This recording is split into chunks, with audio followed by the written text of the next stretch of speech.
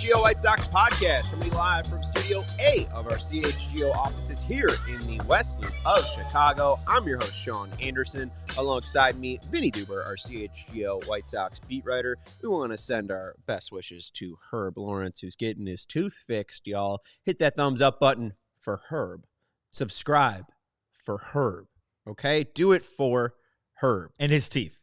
And his teeth. Yeah. He's going to be back, and those SOBs are going to be real white and shiny tomorrow. Yeah. Wear your shady rays around Herb. We are being produced today by Joey Christopoulos. How many more minutes do we have until the show ends? Approximately 58 minutes and 10 seconds. All right. Very good. Not bad. Make sure you're hitting that thumbs up button. Tell Joey he's doing a good job, because I can tell that he's trying very, very hard to do a good job. On today's show, we're going to be talking about the White Sox managerial candidates. Josh Nelson of Sox Machine and then James Fegan confirmed 2 new names to our list. We'll talk about other people who might be interviewed. We'll talk about maybe even the final, days of when this will be all sorted out. Seems like we have a timeline, probably late October, early November, but we'll talk about it. And then I think I'll wax poetically about Carlos Rodon. Is that okay with you? Sure. All right.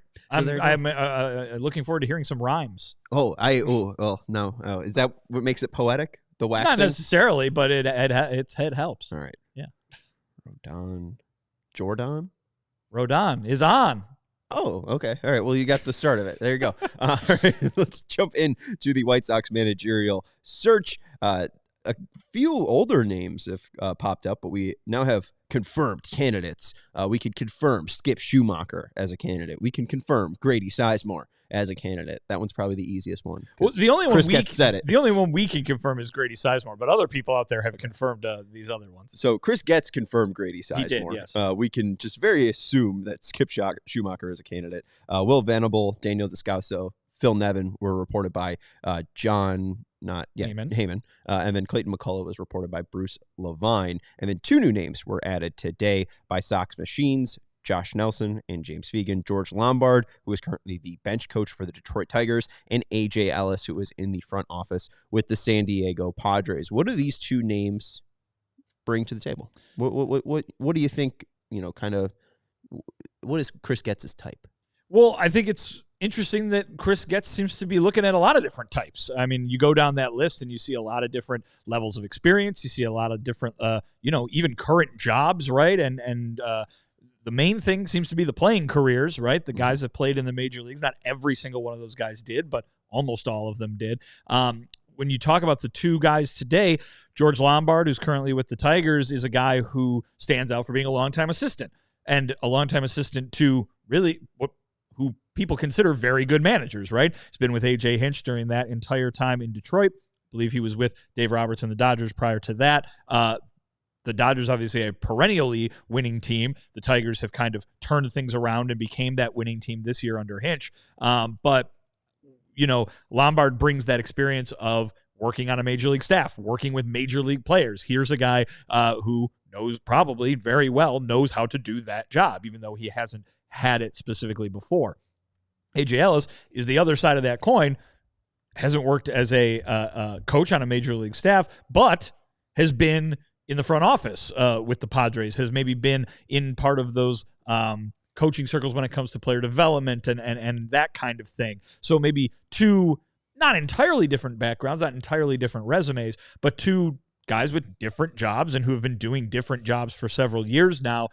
It goes to show you kind of the breadth of the candidates that Chris Getz is looking at. I mean, when we talked about those other 3 guys that were part of the John Heyman report, a lot of different levels of experience from a guy like Daniel Descalso, who's only been on a major league coaching staff for 1 year, has only been employed by Major League Baseball teams for 2 years, versus someone like Will Venable, who's been talked about as an up-and-coming manager for years now, right? Someone like Phil Nevin, who not only has Major League managing experience, but had years and years worth of minor league managing experience. So I think you're looking at a ton of different ways of doing things that is appealing to Chris Getz, and that, I think, speaks well to what the White Sox are trying to do, which is get a bunch of different ideas and a bunch of different perspectives. We'll see which perspective wins out in the end because they can only hire one of these guys. But the idea of going through this interview process, and again, we don't know exactly how many of those guys have been interviewed versus maybe just have interest, but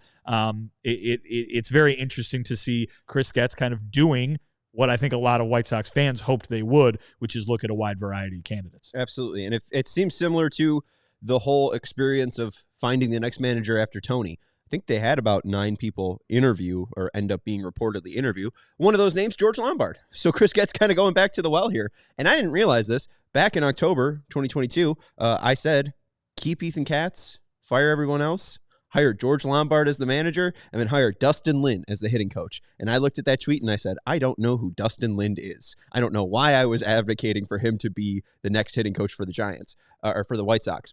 He was working with the Giants, and now this year, in 2024, he just started being the assistant hitting coach to Kevin Long. So, I mean, that's my guy. You're onto something. I love Kevin Long. So, hey, maybe I was onto something in 2022. And then the other parts were fill out the medical staff, like Rick Hahn was saying, and then fill out the analytics staff, which, hey, they're just 2 years late to doing all of those things. But Lombard is fairly exciting. I guess I wanted him in 2022. I didn't really realize that I even had that take back then.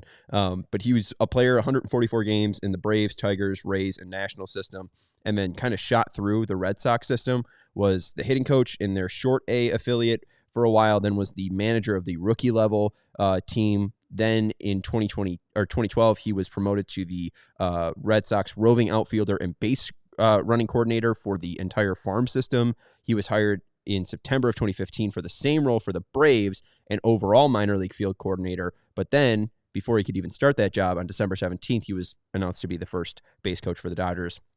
Then 5 years later, became the bench coach of the Tigers. So experience with Dave Roberts, experience with one of the best, if not the best, baseball organization in the Los Angeles Dodgers.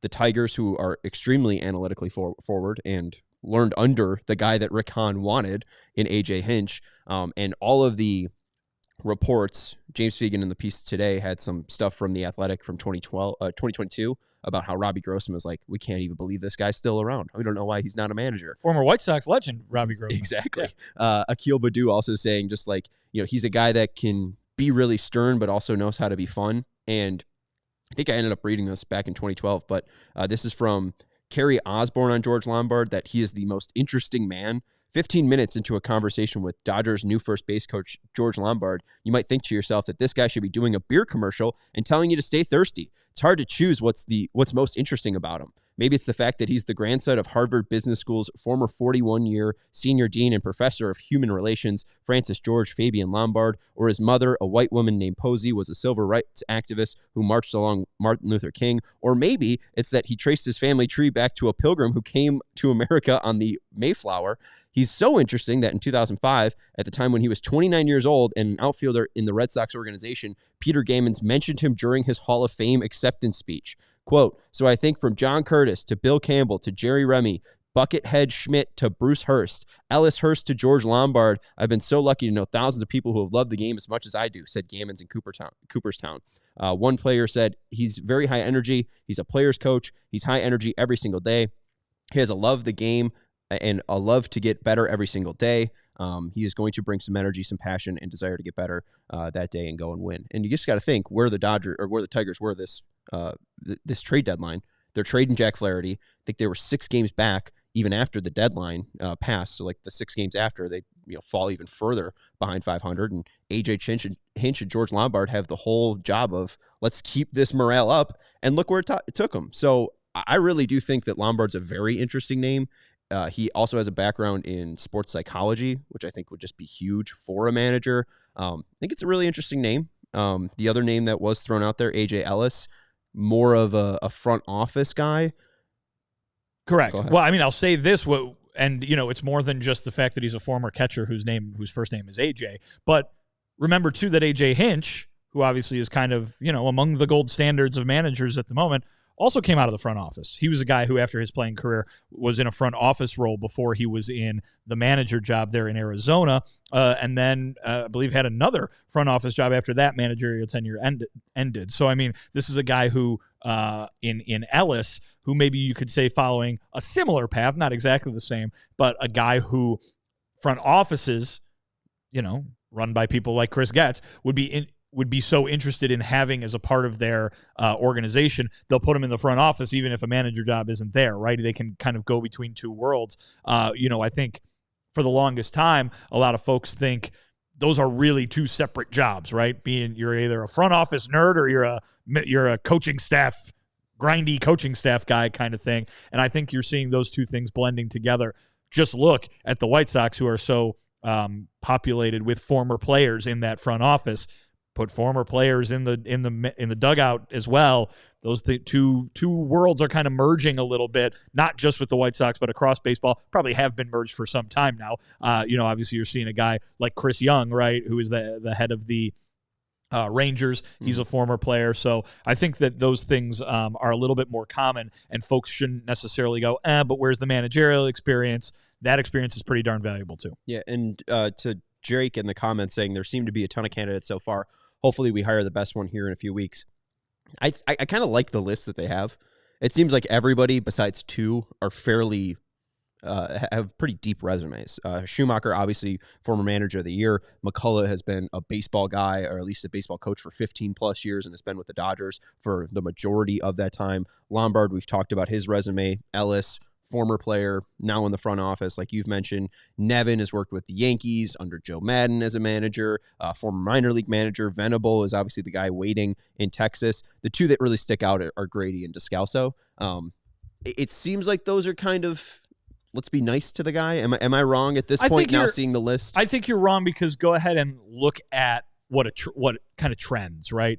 I mean, the guy who's got his team on the doorstep of the World Series, Stephen Vogt, basically walked out of his locker playing and walked right into the manager job, right? I mean, how many guys have been hired out of the broadcast booth? Aaron Boone, right, was the guy who was hired out of the broadcast booth. You can maybe put David Ross in a similar category, though obviously he had a little bit of a front office connection with the Cubs right after his playing career ended. But I think there are a lot of guys who are being pegged as those type of guys while they're playing. Descalso is very, very closely removed from his playing career.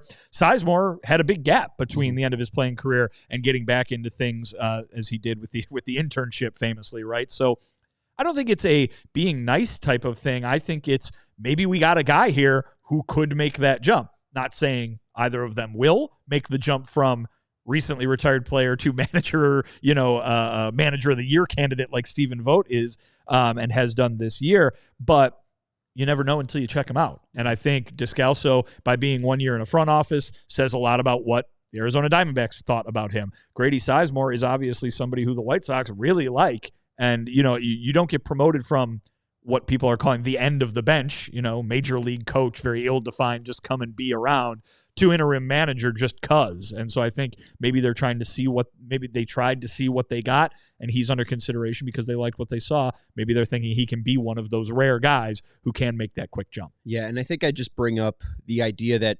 Descalso would be a kind of a favor is because in February 2023 joined the Diamondbacks as baseball operations assistant. Josh Barfield Yep. Connection again, and Grady played for La Russa in 2011 right, as well. Yeah, absolutely. I mean, I would even put Schumacher in there, but Schumacher actually has a true resume. But yeah, I don't know. It seems like Descalso and Sizemore, if we're looking at the true list that we've thrown out, it seems like those two guys are kind of on the edge, but we'll see what ends up coming forward. I think I'd be a little bit disappointed with either Descalso or Sizemore, but the other guys, I really don't think I could, have a fit. Well, and I'm saying that's your opinion, yeah, right? I mean, if they came in here and you got to interview him, you might think something totally different. Like the idea that we're not in the room, and to be quite honest, we don't really even know what Chris is looking for. We know that we can name a couple little criteria, but in general, he's kept that pretty much behind closed doors. So the White Sox could be looking for something in which one of those guys are a perfect fit, even if the resume from the outside doesn't stack up to some of the other guys. Absolutely. We got to take a break. We'll answer Ryan's question in a sec. Hit that thumbs up button. Make sure you subscribe to the CHGO Sports YouTube channel. Vinny, why don't you let people know about CDJR? Sean, Adventure is calling. Answer it this October by shopping new, low prices during Jeep Adventure Days. They're going on now at Ray, Chrysler, Dodge, Jeep, Ram. Stop in today to browse their huge inventory of new vehicles. And right now, shop electric savings, like 0% financing, for 72 months on new 2024 Jeep Grand Cherokee 4xE and Wrangler 4xE models. I was expecting that to be 4x4, but it wasn't. It's 4xE. Or shop over 125 vehicles priced under $20,000. Let the amazing team at Ray CDJR help you during each step of your car shopping journey. With Ray's Price Promise, the numbers you're hearing now are the same prices you can expect to shop in-store and online. That's because Ray's Price Promise means no price changing, no add-ons, and no hidden fees. Since they prioritize affordability for their customers, hurry into Ray CDJR today and shop one of the Chicago area's largest inventories, then drive home with more money in your pocket than you would expect. So if you're in the market for a new vehicle, then you have to check out the team at Ray, Chrysler, Dodge, Jeep, and Ram, because they are the only team we recommend. Visit them today on Route 12 in Fox Lake. For more information, visit Ray CDJR in Fox Lake or raycdjr.com. They've been serving the community since 1963. Thank you, Vinny. And PrizePicks is the best place to get real money sports action with over 10 million members and billions of dollars awarded in prizes. PrizePicks has made daily fantasy sports accessible to all. You just pick more or less than on at least two players for a shot to win up to 100 times your cash. Run your games all season long on PrizePicks. PrizePicks is the best way to get action in on sports over 30 states, including California, Florida, Georgia, and Texas. And PrizePicks is the only real money daily fantasy platform with an injury insurance policy, so your lineups stay in place even if one of your players gets injured. And if your player leaves in the first half and doesn't return, PrizePicks keeps your lineup live. PrizePicks is the best place to get real money sports action, so join over 10 million users and sign up today. You can also play along, Vinny's favorite people like Drewski, Joe Budden, and MMA champ Sean O'Malley. You love all those guys.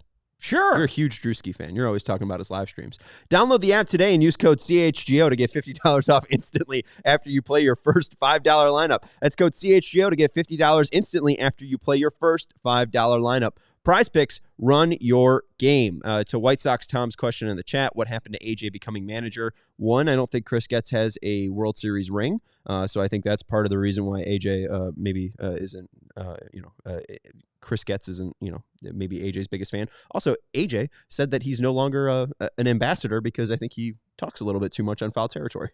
AJ might become the manager. AJ Ellis. We've been talking about him this whole time. So there you go. I think Tom's asking about AJ Ellis, isn't he? So. I don't think so. Knowing White Sox Tom, I don't think he's ever thought of AJ Ellis. Ryan Lambert saying, though, how quickly do y'all expect for them to hire a manager? James, in his piece today, mentioned, late October, early November.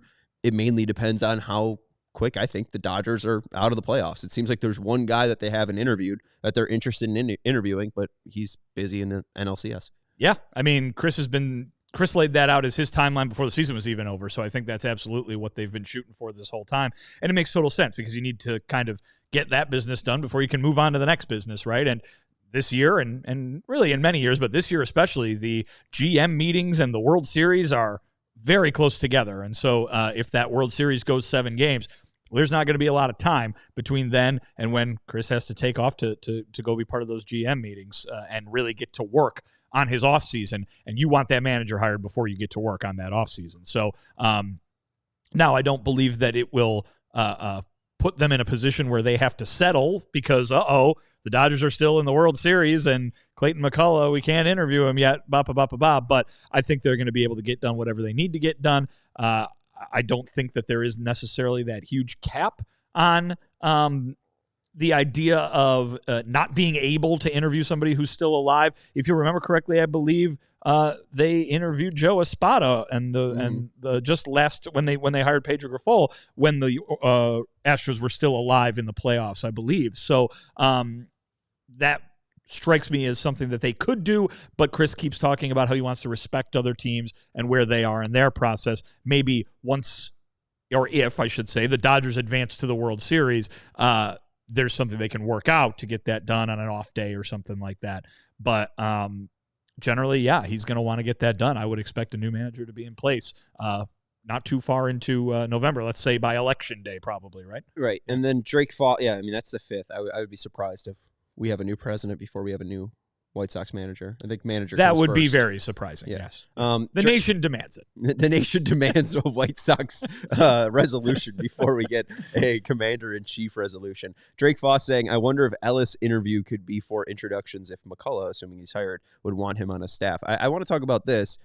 How important do you think it is for these guys to have a GM or a front office role compared to manager? Like, do you think for some of these players, manager is actually a step up compared to being in the front office? Right now, Ellis was special assistant to the baseball operations department, was that until 2024 when he has now assumed a role that will see him interact with the major league team and minor league affiliates as assistant. So, I mean, he's a part of the entire organization. Wouldn't you want kind of your finger in every pot? I mean, maybe that's just my type of personality, but what do you think is so intriguing about the manager position that would take guys from, current front office jobs? Well, it's a high profile one to begin with. I think, the idea is that there's a level of responsibility on that isn't on a guy behind the scenes in the front office, right? I mean, you could be a roving major league and minor league instructor, and the vast majority of fans never even know your name, whereas you're a major league manager and the vast majority of fans want you fired every night, kind of thing. Like, I think the idea is just that is someone who wants responsibility, someone who wants to be in it, somebody who wants to, have something to compete for every single night. That's the ultimate job. And there's only 30 of them, as we keep talking about, right? So I think that there's a big attraction for that job among baseball people in general. But I think what you're also seeing is guys not necessarily that need to be on that one track, right? It's not just necessarily, well, I want to be a manager one day, so I'm going to go be a minor league manager and work my way up. And if I hit a ceiling at a major league coach, oh well, kind of thing. But I want to be a major league manager, so that's it.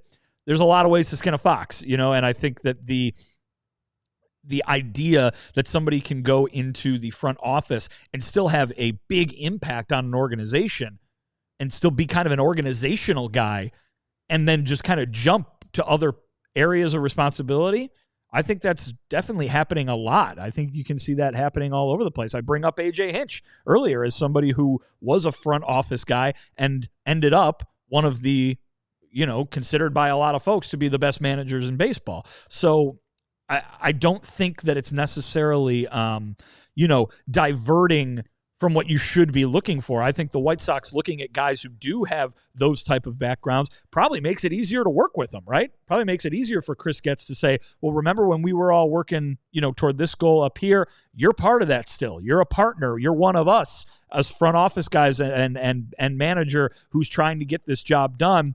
I think that it's a good thing to be to have all of that kind of in your brain, all of the way that thing works. Remember, Pedro Grifol ran player development for the Seattle Mariners. Mm-hmm. He was a front office guy at one point too.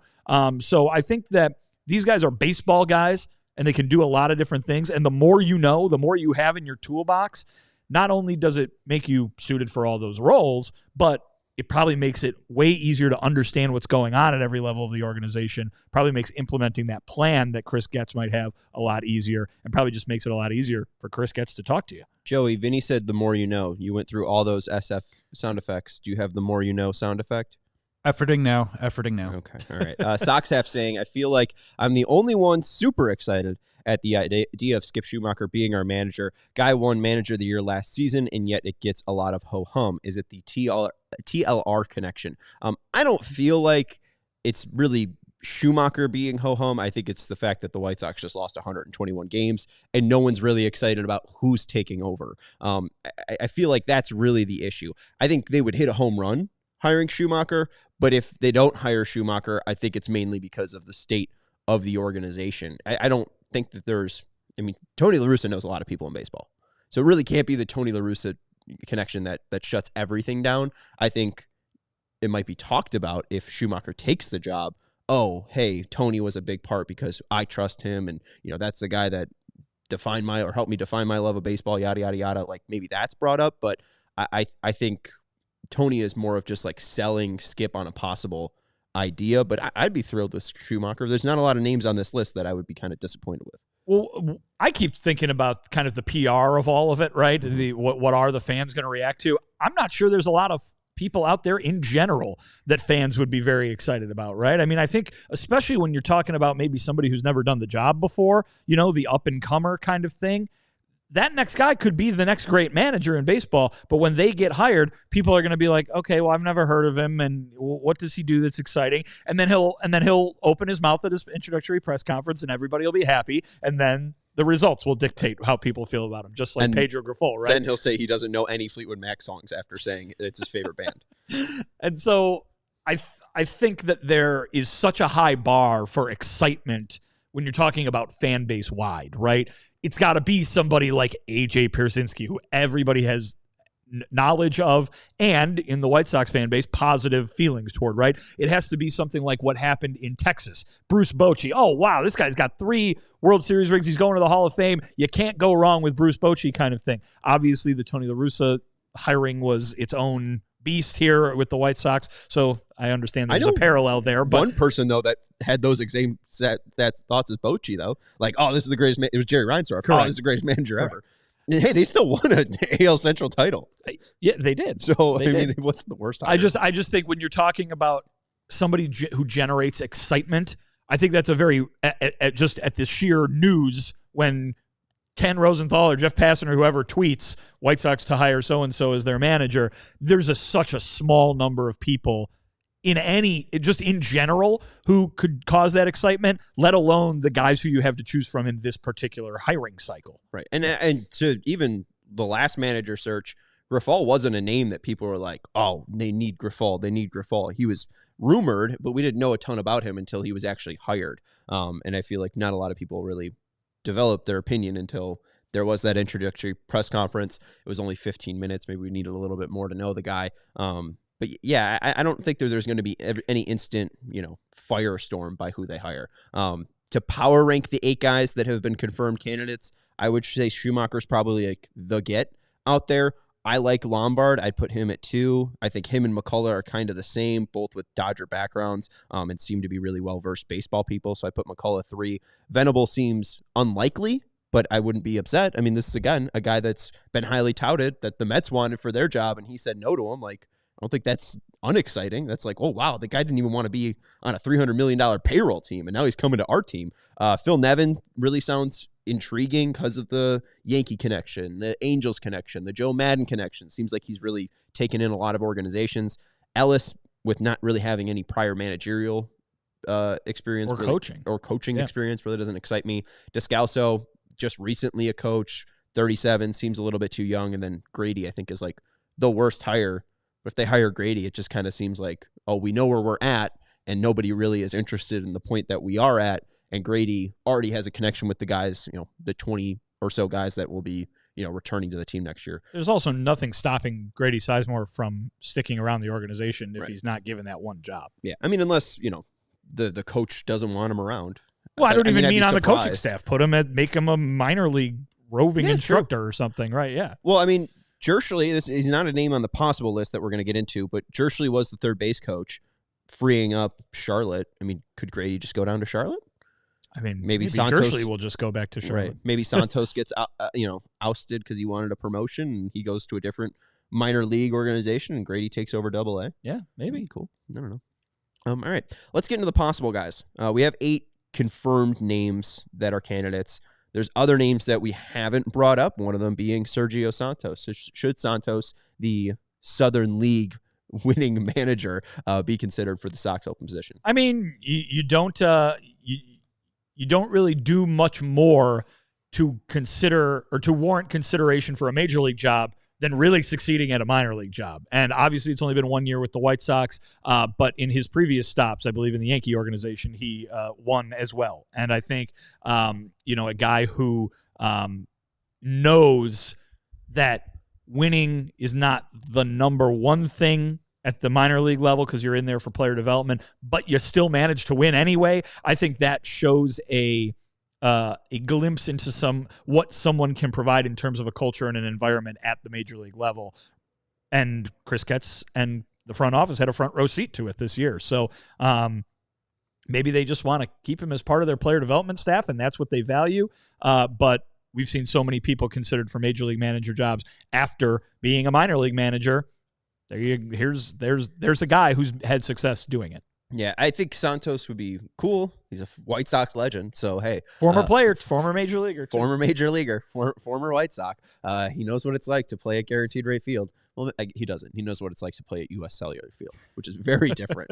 But yeah, no, I mean, that would be very cool to see, but I don't know. It seems unlikely. I mean, the biggest thing that I go back to is Getz saying we want somebody in uniform in a major league dugout, and Santos is not that. All right, let's take a break. We'll let you know about some of our sponsors, and then we will talk about other possible candidates. We want to let you know about our friends over at Sunnyside. Our friends at Sunnyside Cannabis Dispensary are here to elevate your fall. Sunnyside is your home for judgment-free cannabis shopping. They have a crazy selection with over 100 different strains to choose from with easy online ordering and in-store pickup. Wherever you are in Illinois, Sunnyside has a location for you. They have spots as far south as Champaign and as far north as South Beloit.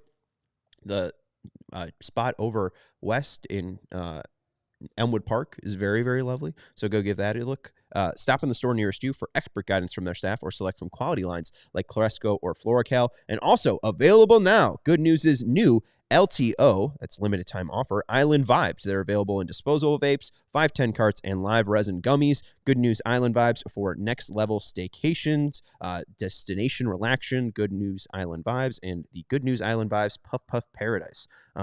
So go check out any of those Good News Island Vibes over at sunnyside.shop for bright buys every day, including 50% off your first 3 online purchases. Enter promo code HICHGO at checkout to qualify. Exclusions apply. Sunnyside Cannabis Dispensary, bright buys every day, only for 21 plus or Illinois medical card holders. We also want to let you know about our friends over at Z-Biotics. It's a game-changing product that we use before a night out with drinks. It's called pre-alcohol. After a night with drinks, we don't bounce back the next day like we used to. We have to make a choice. We can either have a great night or a great next day. That is, until we found pre-alcohol. Z-Biotics pre-alcohol prebiotic drink is the world's first genetically engineered probiotic. It was invented by PhD scientists to tackle rough morning after drinking. And here's how it works. When you drink alcohol, alcohol gets converted into a toxic byproduct in the gut. Ew. And it's in this byproduct, not dehydration, that's to blame for your rough next day. Pre-alcohol produces an enzyme to break down this byproduct, so just remember to make Z-Biotics your first drink of a night. Drink responsibly, and you'll feel your best tomorrow. So if you keep hearing about pre-alcohol and you're wondering what it's like, go try it out. With their GMO technology, they'll be releasing different products that will help address toxic byproducts of modern living in the gut. So go check them out at zbiotics.com/CHGO Sox to learn more and get 15% off your first order when you use code CHGO Sox at zbiotics.com. Z-Biotics is back with 100% money guarantee, so if you're unsatisfied for any reason, they'll refund your money, no questions asked. All right, so the other names that are out here that we want to throw out, William Mosley's throwing out Joe Madden. I think he's enjoying retirement. I think that he's learned from Buck Showalter, he says. I'm good. I don't need to throw my name into any managerial spots. I mean, listen, when Joe Madden was managing the Cubs, he had a great amount of success, right? And I think not only that, a personality that is built for this kind of city and this kind of environment, but I think as we keep talking, whenever kind of one of these bigger names comes up, is Joe Madden going to want to sit through the White Sox rebuild? You know what I mean? And is Joe Madden the right guy to sit through the White Sox rebuild? Maybe Joe Madden says, yeah, sign me up. Sure, I'll take millions of dollars, right? But maybe he's not the right guy to get the job done because the job is different than it was when he took over on the north side or what it was when he went to manage out in Anaheim. I think the idea that you need – Chris Getz keeps bringing up the word partner, right? And I think the idea is you got to not only be in this to win at the end of the day, but the end of the day might be 5 years from now, and you need to be in this to develop the next contending White Sox team. You need to sit through what is expected to be poor results because that's what the job requires to get this team to where they envision that it's going to be. I don't know if a guy like Joe Madden, not just his age, but his stature, does he want to sit through this? Does he want to take on that job? And do the White Sox think someone like that is the guy for this job? And to answer the question, he is doing what Vinny and I are doing. I am the Tom Verducci to Vinny's Joe Madden. They host a podcast together. So you can go listen to Joe Madden's baseball thoughts on the Book of Joe if you want to. But don't, because you're listening to CHGO White Sox. Other names out there. This one was thrown out on Sox Machine, I think more as a speculative, what about this guy? Jace Tingler kind of fits into your guy of, oh, this is the hyped up guy. He was the hyped up guy coming out of the Ranger system. The up and coming next managerial star. Next big thing. And then Jace Tingler was hired, and then everyone was like, who the hell is this guy? Was the Padres manager. There was a game that we just recalled against the Rangers. Fernando Tatis swings at a 3-0 pitch while they're up 10-3, hits a grand slam. He bat flips. It was awesome. It was sick. and Tingler was like, oh, he shouldn't have swung. And then it's like, all right, why is this 39-year-old acting like a grandfather? Tingler, though, has now been the bench coach with the Minnesota Twins, a guy that was highly thought of, has been with a lot of different organizations, Rangers, Padres, Twins. Twins are very analytically forward. I mean, does that make sense of Jace Tingler possibly getting a managerial interview? Yeah, I don't see why it wouldn't make sense. I mean, I think that, in just the slightest description there of his resume, you've brought up some things that are probably intriguing to a lot of fans and some things that aren't, right? I mean, here's a guy who has worked his way up with different organizations that are run in a different manner and has had some success doing it. I mean, drawing from the division, I mean, listen, the Twins had a pretty bad choke job this year, but the Twins always managed to kind of be around with a smaller payroll, that kind of thing. But there's probably a lot of fans out there recalling what happened with him and Tatis and being like, oh, we don't need the unwritten rules guy, leading the charge in the dugout. But again, that's just the smallest possible snapshot. The guy has a whole resume and personality and approach to go on that if he were interviewed, the White Sox would discover. But that, to me, sounds more like someone who you would bring along for a long-term project than than what we were talking about, like someone like Madden, or you bring up Buck Showalter, the idea of they're this hired gun to take you to the last, the top of the mountain. And not to get too dorky or even politically, but like with what's currently going on with CHSN and the whole revenue stream, like, I don't think that they would go out and spend money on a Buck Showalter or Joe Madden. I think it has to be a guy either getting a redemption shot or his first shot at being a major league manager, because those guys just cost less. Pedro Grifol cost $3 million, I think, for his 2 years, or I think it was $1 million each for his 3-year contract that they ended up buying out. Like, I think that they're not going to go for a big splashy hire. Maybe Chris can convince Jerry to spend a little bit on Skip, but even Skip, I don't even know if he's going to be like that well paid. I think to be a well paid manager, you have to have a little bit more of a resume. Where Craig Counsell was there for like 10 years. Sure, but also that you're talking about Counsell being the absolute pinnacle, right? The absolute top of that list.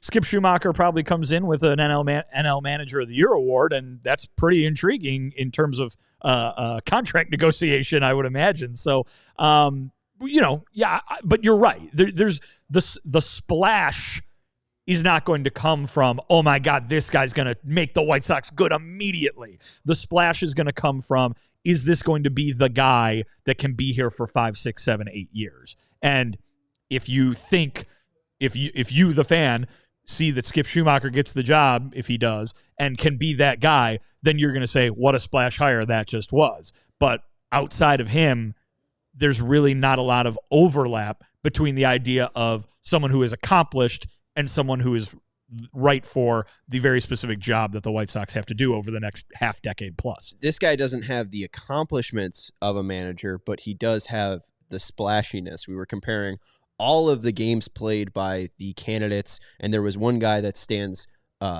just above and beyond. It's likely Hall of Famer Carlos Beltran, who played 2,500 games in his very accomplished major league career, won the 2012 Home Run Derby as well. Beltran, currently a part of the Mets front office, was going to be hired as the Mets manager in 2019. Then he was named as, I think, really the only player to take a part in the Astros sign stealing scandal. Took a year off from baseball, went to the Yankees front office, worked as an analyst, now has been with the Mets. Like, Beltran would be a big name. I think maybe that's the one candidate that would make a splash, but the connection is Bob Nightingale being like, well, he was once thought of as a managerial candidate, and the White Sox have an open position. Like, that seems too thin, where I just don't think Beltran's even likely. Well, and none of the people that we're talking about in this part of the show have been actually connected to the White Sox by any reporting. It's just, hey, these guys are out there. Maybe, and Santos is around, maybe. Right. And I think Beltran is a great person to put in that category for really the reason that Bob brought up, right? I mean, he was a guy that was not just considered to be a manager, he was going to be hired to be a manager, and it didn't work out that way for the reasons that you explained. But baseball has a nice short memory, don't they? And AJ Hinch got banned from managing. He got suspended for a whole year. Alex Cora got suspended for a whole year, and then they were immediately hired. Right. Cora with the same team that he was working with before. So, it's basically like those years never happened. You blink, they put him in timeout. You miss a year without Hinch and Cora, and you're like, well, what happened? They're still managing. So I don't think that Beltran is going to be punished for that in the eyes of the people making these hiring decisions. And he has the Grady Sizemore effect even more 100%. So, right? I mean, you think about what the players in that White Sox clubhouse loved about Grady Sizemore. It was recent playing experience and doing it really, really well. Grady Sizemore was an all-star for a few years. Carlos Beltran's one of the best players of the last 20 years. Top 100 player in baseball all time, at least hitter-wise and more. That's pretty good. It's pretty damn That's good. pretty respectable, right? I mean, that's gonna bring a lot of oomph before he even walks through the door to talk to these players, regardless of what year it's going to be when he needs to get them to be winning.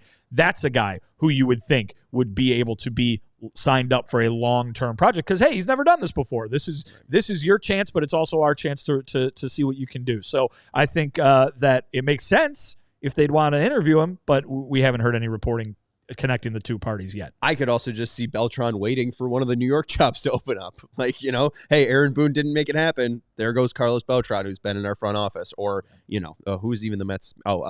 Mendoza. This is his first year. Right, yeah, this is his first year. I doubt he'll get removed, but, still, if anything happens, I mean, Buck won Manager of the Year, and the next year he was gone. Is the building on fire? That would be the heat going on, I would imagine. Oh, is that what it is? Oh, okay. It smells like the building's on fire.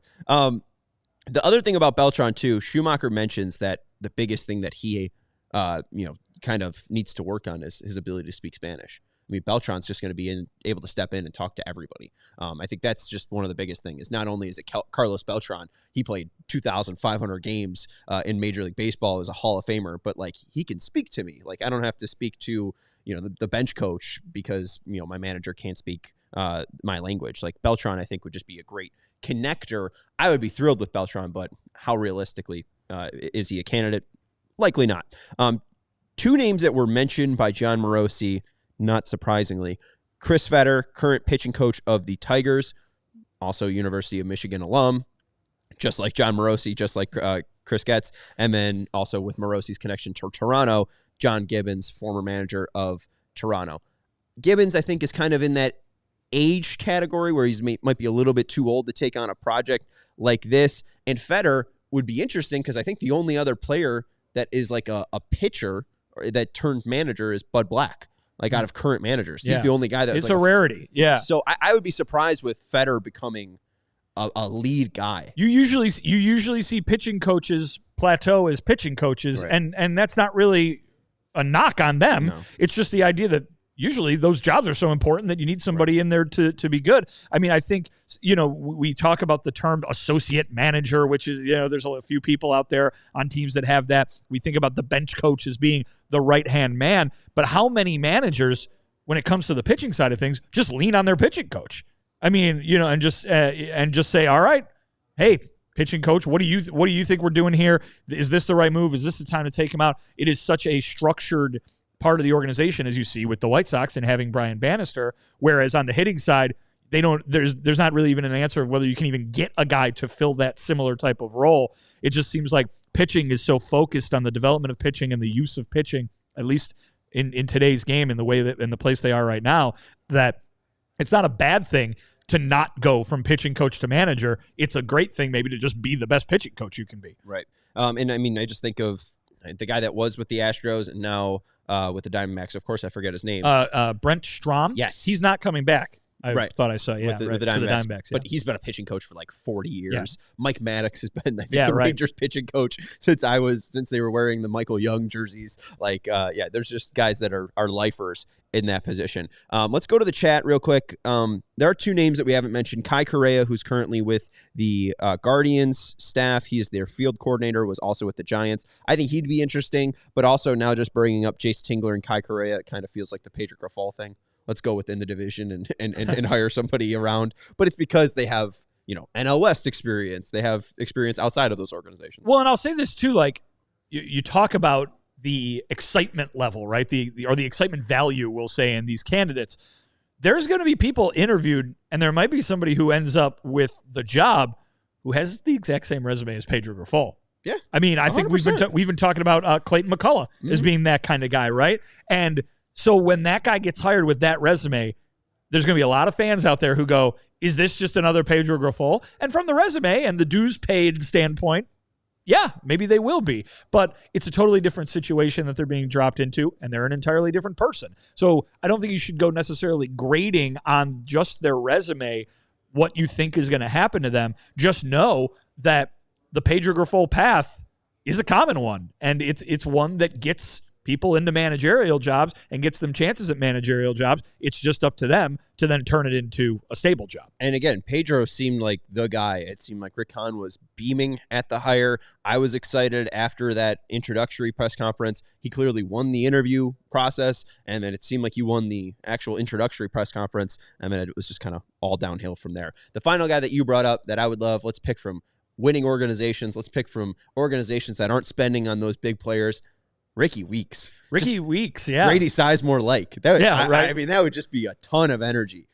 But a term I just brought up, remember what I said about Grady Sizemore, kind of the last coach on the bench, right? Major league coach. He didn't even really have a specific job or anything. Ricky Weeks, who's only been with the Brewers organization in terms of a non-playing role for 2 years, is the associate manager.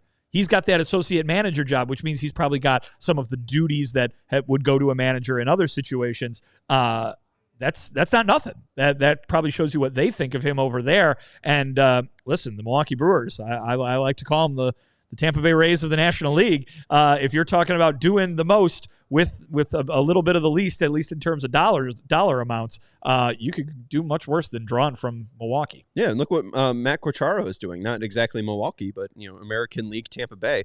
He was a great hire for Kansas City. Real quick, I do want to go to the Dominican Winter League. The Escudijo lineup has some interesting names in it. Junior Lake in left field, second baseman Gene Segura, right fielder Jose Marmolejos, first baseman Yamamiko Navarro, third baseman Luis De Los Santos, DH Pedro Severino, shortstop Eric Gonzalez, catcher Martin Maldonado, and center fielder Carlos Jimenez. Their pitcher is Connor Thomas, who doesn't really fit into the entire theme of the lineup there. But do you know who their manager is? What team is this? This is the Escudijo team. No, I don't. The bench coach is Placido Polanco. Oh, yeah, sure. Legend. Former Philly and Tiger great. Yes. Yes. I love, he's a classic immaculate grid for me. Oh, yeah. People forget about Polanco. But he is the bench coach to Albert Pujols. Yes. I mean, he's being kind of being groomed for that job. What front office is he in currently? Pujols? Yeah. I didn't know he was St. in the front Louis, office. or I think, or maybe Anaheim. But I think one of those two teams that he played for so long, I believe he is part of the front office in some way. He might just be special assistant or special, whatever. But I think he might be trying to get himself on that track to maybe do some managing at the major league level. Special assistant as part of a 10-year personnel service contract. Well, there you go. So he's not going anywhere but Anaheim. I guess not. But I mean, we got a guy that we know he likes, and Tony La Russa. I mean, maybe there's an interview. If they hired Pujols, I'd be over the moon. I mean, Beltran or Pujols, I think I'd be pretty excited about.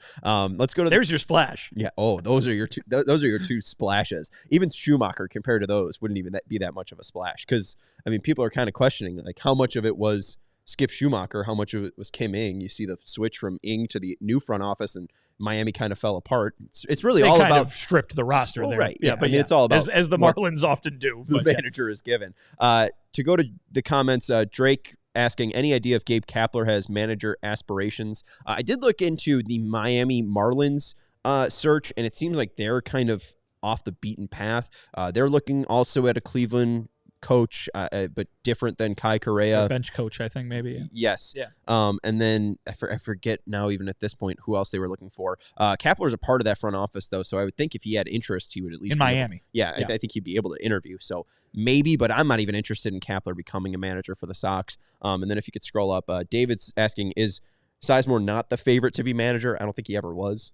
No, I would not say Sizemore is. I think White Sox fans have treated him in that role for a number of reasons. I think mainly frustration, the idea that they tend to do this a lot and not really go too far outside the walls of the stadium to try and fill these positions. But, Chris Getz made a very clear statement when he said that when Sizemore was under consideration that he didn't have a leg up on anybody. And I think Grady Sizemore more so worked his way into this conversation than was put in it, to be the guy. So I think, again, White Sox fans, understandably, we haven't heard much about this manager search, to be quite honest. And so when the only thing that you've heard, or the majority of the thing that you've heard, is about that guy, you're going to think of that guy as the favorite. But I would not call him that, and I don't think he is inside the White Sox front office unless he has completely dazzled them in the interview process. Right, and maybe he was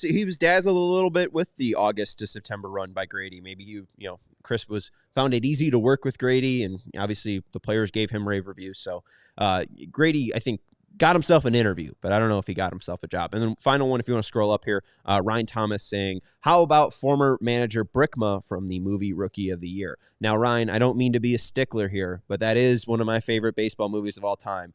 And Brickma was the pitching coach. Okay, he was not the manager. Gary Busey was the manager. No, Gary Busey was Rocket. He was the star pitcher. Okay. It was a black man. I do not know his name. I do not know his character's name or the actor's name. But his whole bit was that he would call Rowan Gardner something else, like Rudenhuser. What about Paul Sorvino?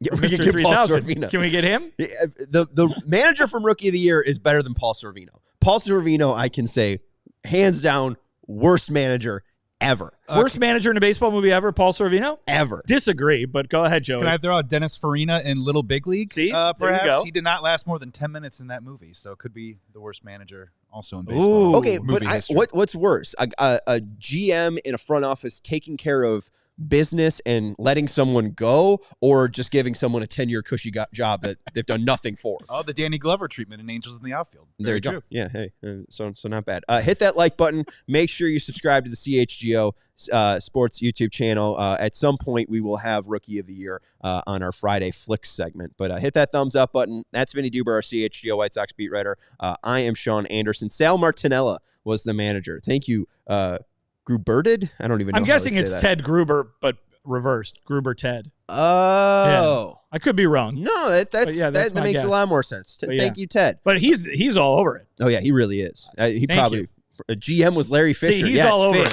Yes. And then what? His grandpa is the owner or something? Or it was like his uncle was the owner of the team? Anyways, that's a great movie. I'm going to go home and watch that. We have wood in the vague shape of a boat. Anyways, thank you to Joey Christopoulos for producing today's show. Hit that thumbs up button. Make sure to subscribe to the CHGO Sports YouTube channel. We'll be back here tomorrow live at 4 p.m. That's Vinnie Duber. I'm Sean Anderson. We'll see you then. We all silly like the mayor.